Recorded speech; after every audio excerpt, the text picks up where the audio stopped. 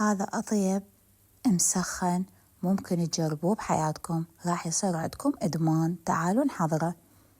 قطعت البصل مكعبات، ونقطع الدجاجة، نضيف البصل بالجدر، ونضيف له البهارات، هواية سماق وهيل، 7 بهارات، ملح وزيت الزيتون، ونخلطهم كلش زين.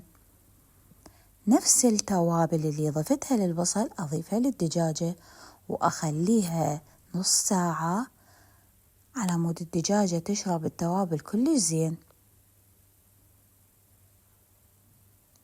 هنا ضفت الدجاجة بعد نص ساعة فوق البصل، وأسلفنها وأخليها على النار لمدة 1.5 ساعة على نار هادية.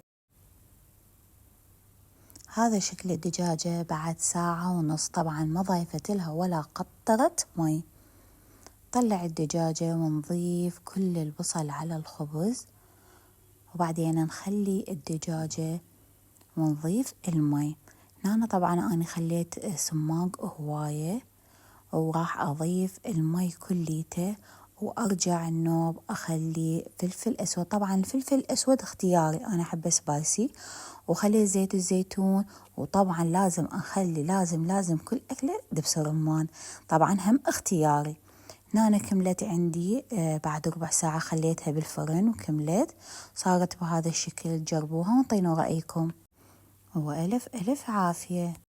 لا تنسون اللايك والاشتراك وتفعيل الجرس على مود توصلكم كل فيديوهاتي.